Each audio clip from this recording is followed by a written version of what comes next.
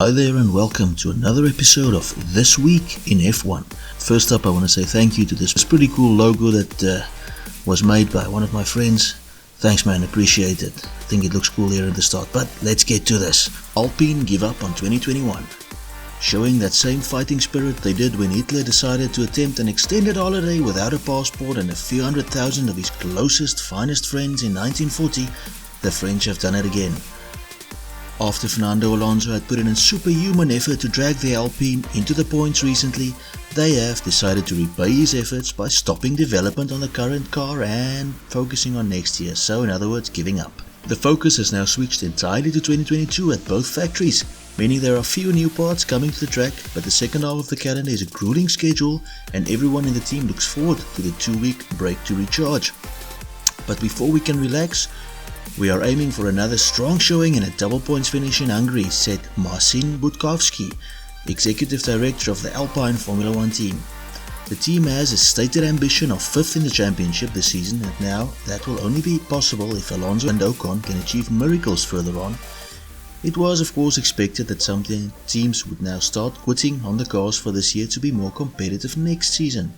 Still leaves me with a bit of a bitter mouth to think that a beautiful blue racing machine will be nothing more than a nicely painted horse, pace-wise, come the business end of the season. Vries to Williams. Now everyone and his mom is expecting the Russell to Mercedes and Bottas to some go-kart ring in Finland announcement to be coming shortly. So that leaves a seat at Williams now, doesn't it? Long only a sad shadow of the team we feared in the 90s, if you're old enough that is, Williams is nonetheless a good seat for building experience and the team seem to be improving of late. So then why wouldn't Merc then use engine supplier leverage on poor old Williams to get their young men some experience? They already did it with Russell. The talk of Bottas himself returning to Williams has quieted down lately as he seems to be talking to Alpha to replace Kimi, who basically is just going through the motions this year, isn't he? Stoffel, the man who was so disappointing at McLaren Van Doorne, has also been linked to the Williams seat, but with current teammate Nick de Vries outpacing him and being a wee bit younger, my money is on de Vries rather than the retirement village of Bottas, Hulkenberg or even younger options like Daniel Aherre first Max Kvyat to get the Williams drive, but only time will tell. Merc has to be Lekker to beat Red Bull. Yep, it's official, and it has been for a while now. My name is Karen, can I speak to your manager please team of Formula 1 are the favourites to beat Mercedes and win the title this year. Red Bull led by Spice Boy Horner and Helmut Eichen out Karen anyone Marco are the team to beat now. There was a time I just wanted to see anyone beat Merc, I'm not so sure anymore. It's got to be a Red Bull circuit, more than likely. I'm not sure Mercedes are that optimistic, said 96 champion Damon Hill concerning Merc's chances at Hungary this weekend. And that brings me to my title. Merc has to be Lekker to beat Red Bull. Lekker is of course a South African word defined as good, pleasant, a lekker local flavor, slightly intoxicated. The snacks helped people only lekker. It also can be an adverb, well, we got on lekker or extremely. If Merc and Sir Lewis of the political world, who sometimes bothers to pitch for a race weekend, aren't lekker this weekend, we will surely see another Red Bull victory and Jos Jr. Verstappen well on his way to his first championship. Stroll Giddy on VW. Now firstly, I cannot for the life of me picture Stroll being giddy for any amount of cash. He did however recently claim that his boy Daddy's Cash Stroll was on even pace with teammate and 4-time world champion Seb Vettel. So Stroll obviously does have an underappreciated sense of humor. But the story is about VW and not silly statements. Stroll has reportedly said that he would embrace the arrival of Volkswagen to Formula 1. I would certainly welcome and embrace the entry of the VW group, said Stroll recently. Of course, recently VW had meetings with some F1 stakeholders and have been strongly linked to a Formula 1 return when engine regulations change in 2025 or 26. Nothing can ever be confirmed, but I would personally love to see Porsche back in F1. But then again, I would also be happy if VW pitch in a new 1400 Polo and just stand there and rev like an 18-year-old kid at the stop street who's just jacked his mom's Polo on the way to the supermarket. Wouldn't that be something?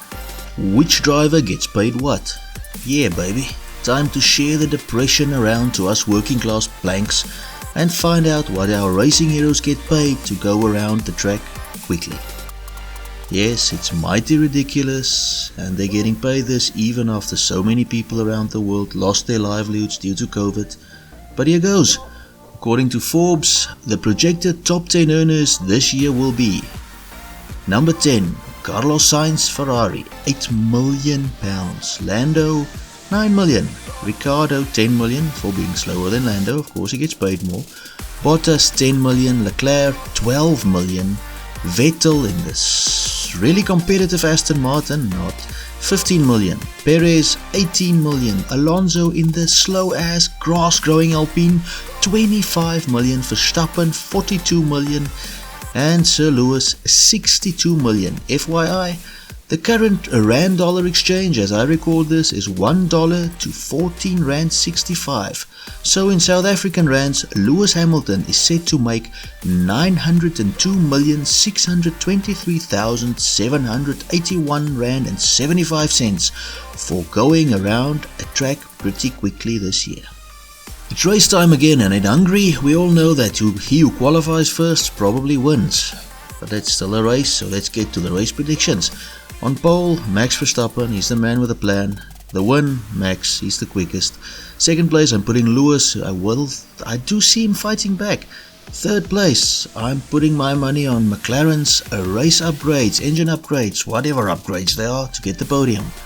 Fourth, Bottas. Fifth, I'm giving to Perez. Leclerc and Sainz, I'm backing to follow them in. Followed home by Ricciardo, consistent, not that quick yet, but consistent. Alonso in his deteriorating Alpine. And Vettel to round out the points. Fastest lap, Max Verstappen. And in a new segment, just before we get to the memes, I'm leaving you with our thought for the week. This time from Isaiah 33 verse 2. Lord, be gracious to us as we long for you. Be our strength every morning and our salvation in time of distress. This from the New International Version of the Bible. We call upon God to bless you this week. And remember, He's there for you. He's just waiting for you to call on Him. I'm leaving you now with some memes. Laugh a little, enjoy them. If you've got some good stuff, send it to us on Facebook. Just search History F1. You should find us there. And thank you. Thank you for watching. Please sub, please share, please like, and come back again. We'll be back in a couple of weeks. I'm leaving the country for a while for some work, but I'll be back as soon as possible. Check out some of the other videos. There are some good ones on there. Thanks. God bless. Goodbye.